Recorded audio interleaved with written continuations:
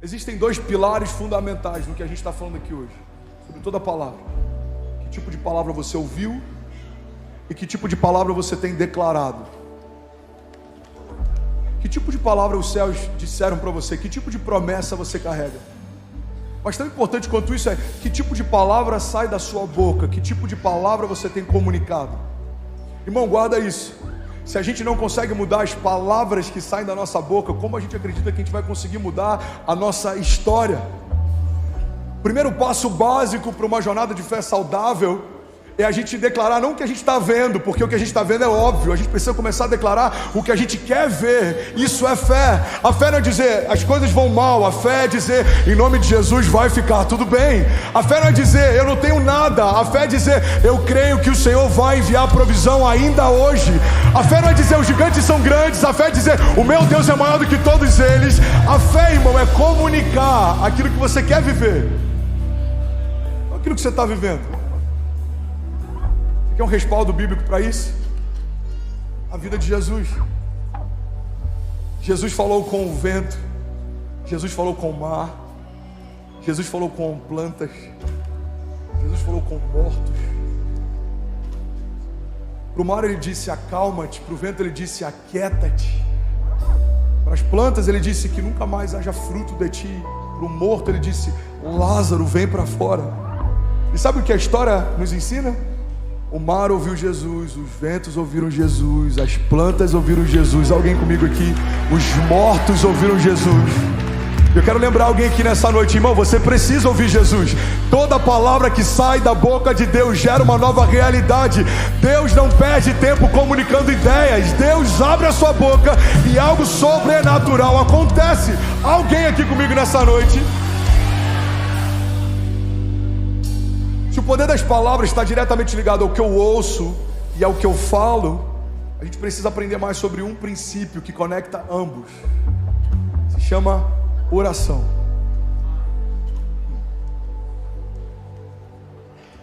Eu oro todos os cultos, eu profetizo todos os cultos, a gente tem vivido milagres todos os cultos. Mas hoje, quando eu comecei a preparar esse sermão, eu me deparei com uma coisa que eu não tinha nem percebido. Eu não lembro da última vez que eu preguei sobre o poder da oração. A gente fala sobre o poder da promessa, a gente fala sobre o poder da identidade, a gente fala sobre o poder da obediência, a gente fala sobre o poder do posicionamento, mas precisamos relembrar a igreja o poder da oração.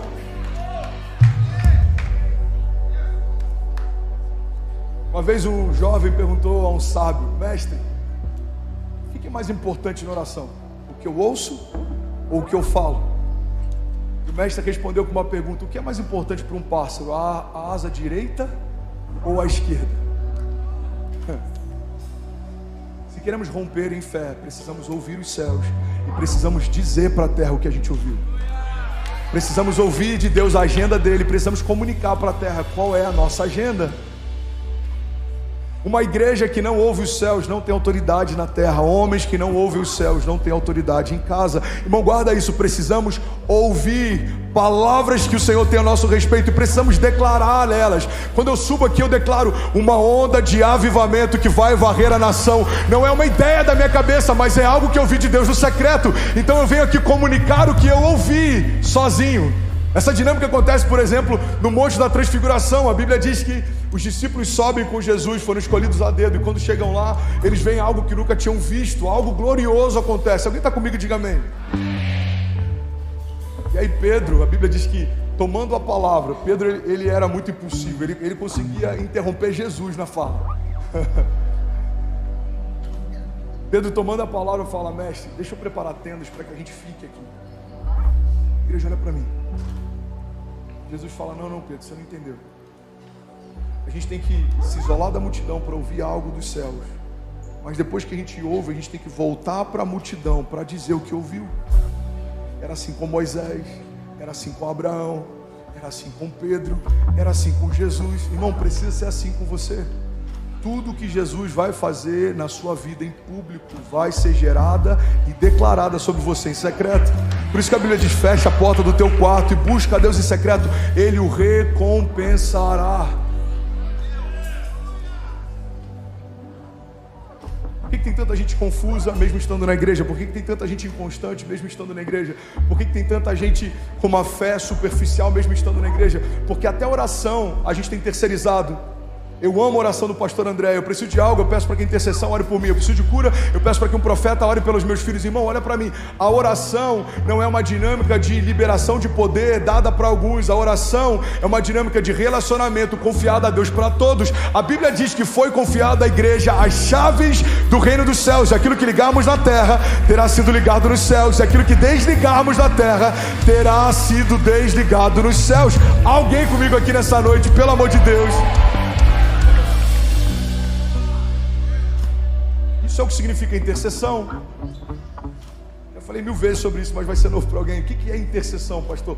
Intercessão significa entre sessões. Aqueles que caminham entre os céus e a terra. Aqueles que conectam as realidades dos céus sobre a terra. Aqueles que ouvem algo dos céus e falam o que ouviram para a terra. A intercessão não é um ministério específico dentro da igreja. A intercessão é um encargo profético dado à igreja. Você precisa interceder pelos seus filhos, pela sua casa, pelos seus negócios, pelo seu chamado, pelo seu pastor, pelas autoridades instituídas por Deus. Paulo, em um dos momentos, em uma das epístolas, ele pede para a igreja, para que a igreja ore por ele. Ele diz: orem para mim, para que quando eu falar a respeito do evangelho me seja concedida a autoridade. Irmão, precisamos usar mais a chave que Deus nos confiou.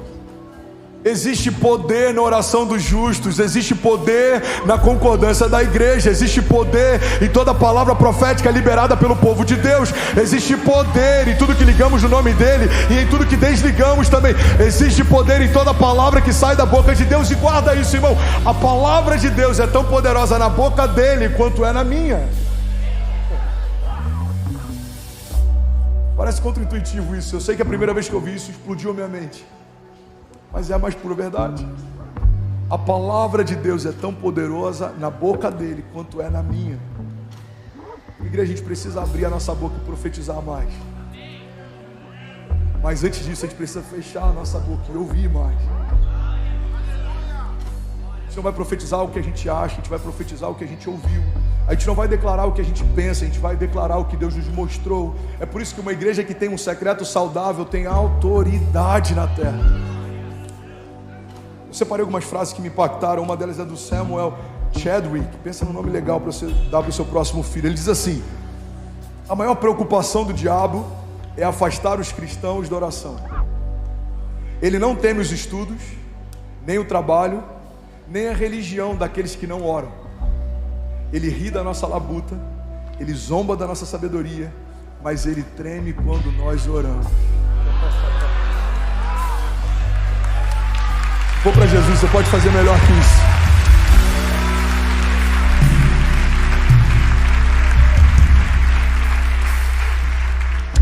John Bunyan diz assim: eu posso fazer mais do que orar, depois de ter orado, mas eu não posso fazer mais do que orar, até que eu tenha orado.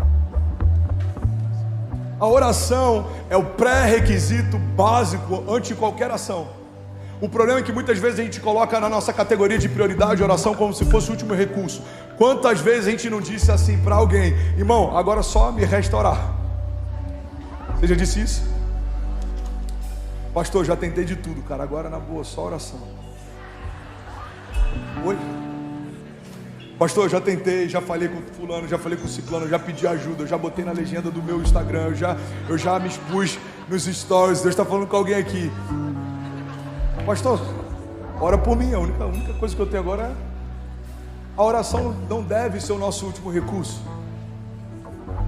Tudo que acontece na igreja acontece porque a igreja tem a autoridade nos céus e na terra. Você vai ver o maior romper dessa história. Por quê, irmão? Porque você vai ouvir os céus mais do que você ouviu até hoje. Você vai profetizar com mais autoridade do que você profetizou até hoje. Alguém comigo aqui, diga amém. Charles Spurgeon, ele dizia: eu preferiria ensinar um homem a orar do que 10 homens a pregar. Você tem noção que uma igreja que ora, ela tem mais autoridade do que um bom sermão? Uma igreja que ora é uma igreja saudável, uma igreja que tem autoridade, uma igreja que ouve os céus, uma igreja que tem secreto. E eu quero profetizar que é para esse lugar que a gente está indo. Alguém crê nisso? Diga amém. Esse aqui não dá nem para citar o nome desse cara, né? Eu vou chamar de Sid. Sidlow Baxter, Jesus. Ele diz assim: os homens podem desdenhar dos nossos apelos, podem rejeitar a nossa mensagem, podem se opor aos nossos argumentos, podem nos desprezar, mas nada podem fazer contra as nossas orações. Aleluia. Vamos, igreja, tem alguém aqui, alguém comigo aqui nessa noite?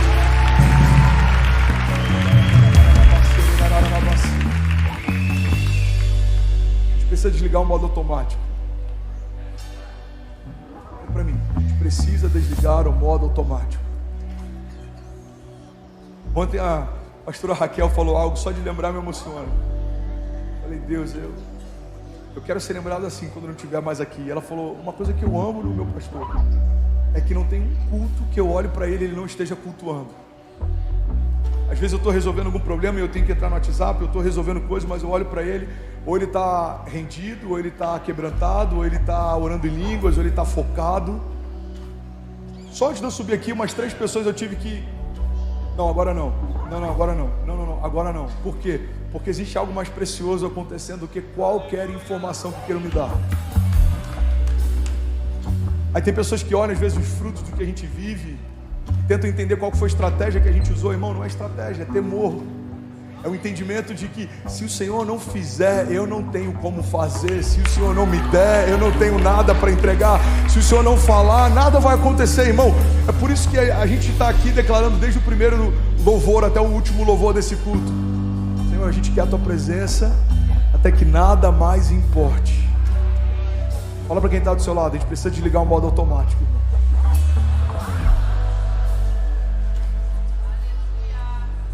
John Bunyan diz que na oração é melhor ter um coração sem palavras do que ter palavras sem um coração.